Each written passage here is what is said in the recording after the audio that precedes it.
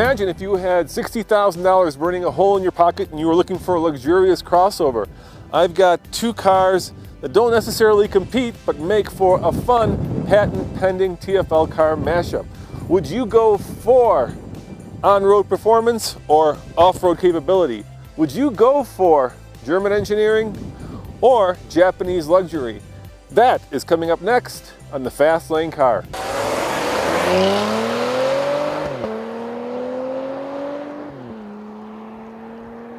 The Audi and the Lexus, of course, don't directly compete. You know that, and we know that.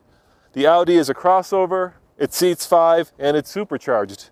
On the other hand, the Lexus is more of a traditional body-on-frame SUV. It seats 7, and it's much more off-road capable. But that's what makes a TFL mashup so much fun, taking apples to oranges and comparing the two and seeing how they're different.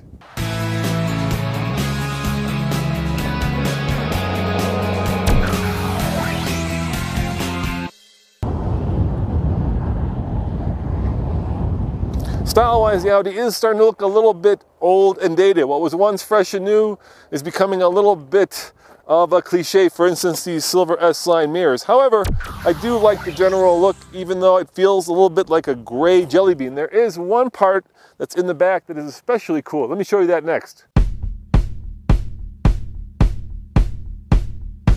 Check it out. I love these 4 tailpipes. There's actually a butterfly valve on the inside one that opens up when you really put your pedal to the metal.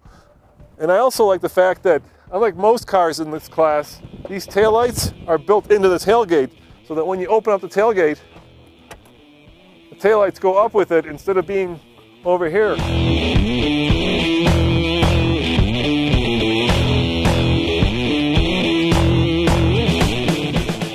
And of course, on the inside of the Audi, you have a fair amount of space. Do I fit? Yes, indeed, and I'm sure Nathan would as well. For 2014, they've upgraded the Lexus with that new spindle grille. To my eyes, of course, it looks like it's just drank a little bit too much tart lemonade. There's a little bit of a pucker factor to it.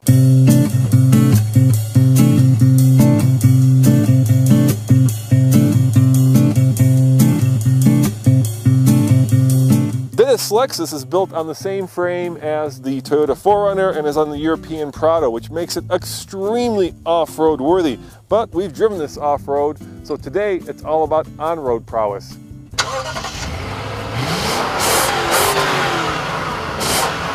Under the hood, you got a ruddy big Japanese V8.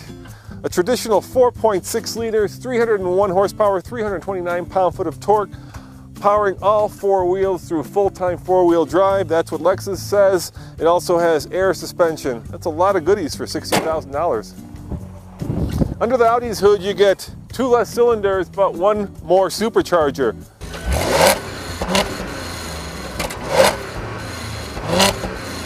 This 3-liter is very powerful and very fast, putting out 354 horsepower, 347 pound-foot of torque. Of course, it's got quattro, and it's got an 8-speed transmission, so 2 less cylinders, 2 more gears, but 1 more supercharger. Which one do you think is faster from 0 to 60? That's, you know the answer.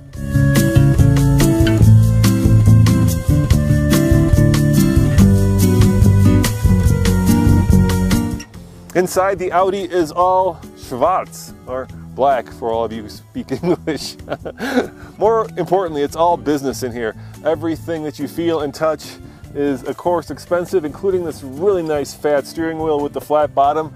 So in case you need to take this car out on a racetrack, you can get in and out easily, I suspect.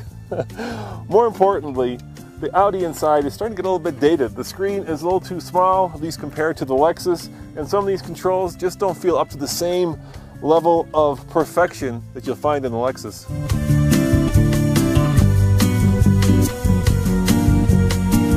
Inside the Lexus, everything you touch is expensive, soft, and smooth.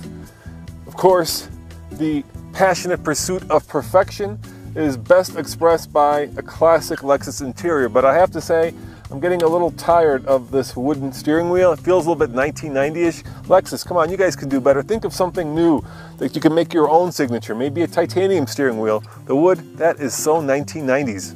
From a utility standpoint, there's no doubt the Lexus is a better vehicle. Check this out. You can open up this rear glass if you want to throw something in quickly, or if you have to, you can swing open this massive tailgate and get anything you want back here, including an extra 2 people, because there are seats back here for that time when you have to get the rest of the soccer team in the car, when you're not busy cruising the parking lots of your local Nordstroms.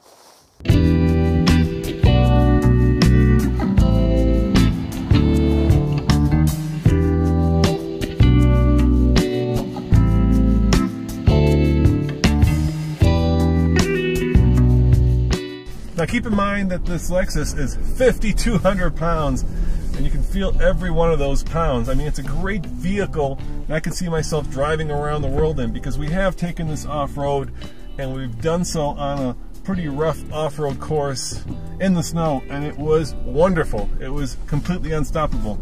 On the road, it's a different story. There's a lot of mass behind you, and you can feel it. I mean, it's certainly almost the exact opposite of the Audi. While the Audi is light on its toes, this thing is just the earth destroyer.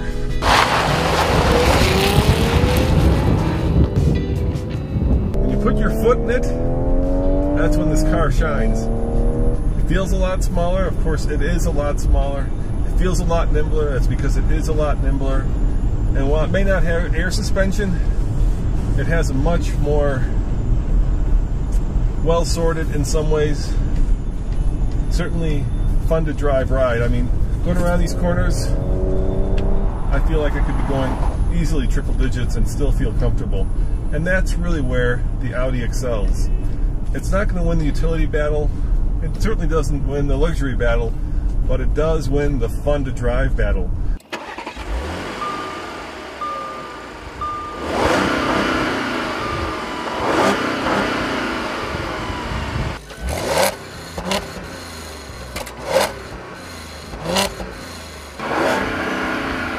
You know, the limiter cuts all the fun at about 3,500 RPM, so you get this kind of sound that I assume is sort of like, yeah, a rhino holding back a fart. You know, I've never heard a rhino hold back a fart, but I imagine it would sound just like that. Alright guys, I'm a mile above sea level. I've got it in sport mode, climate control is off, and I'm going to see if I can break into the 5s. That's the question. Here we go, a little bit of brake torque, and there it goes! Remember, 5.7-ish was the S5, and there is 60. Oh, who would have thunk? Check it out.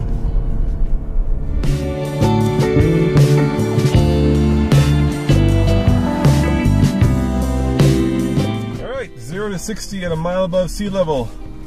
The Audi went just a tick over 5.7. So let's see if this car is any faster or slower. You know what the answer to that is, don't you? It's going to be slower, of course, just because it's heavier and it's got less horsepower. So here we go. I've got it in sport mode, and I'm going to say this is about a 9-second car up here. At sea level, it would be about a second faster. So here we go. I'm going to give it a little bit of torque and just let go. Nice start. Oh, there's the power band. Come on, Lexus. You can do it. And here comes 60. Oh, look at there. Check it out, guys. 9.75. So in fact, a full 6, 7, 8, 9, 4 seconds slower than the Audi. Yeah, I mean, what'd you expect? It's heavier, it's bigger, it's got less power, and it has more bells and whistles in a lot of ways. Air suspension does add a lot to a vehicle's overall weight.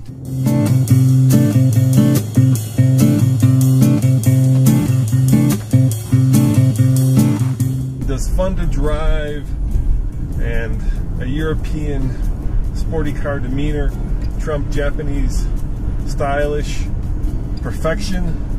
In my book, yes it does, but there are a lot of people out there who will be just as won over and just as charmed by the quality, the quietness, and the road-going all-road going ability of the Lexus.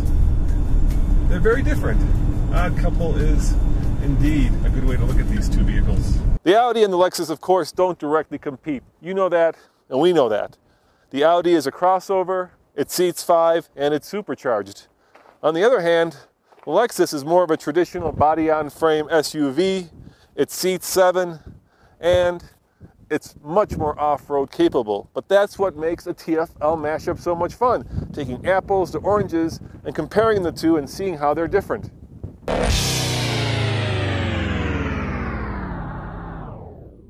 I guess the question I would ask myself is, you're going to spend $60,000+ for this Lexus, why not just get the 4Runner? It's a lot cheaper, it has almost everything. Of course, you don't have probably this much sound deadening, and you don't have such nice leather, and you don't have the wooden steering wheel, but in terms of kind of road capability, it's very similar, and it's a lot less expensive. Here we go, one more time. All right, I've got it floored.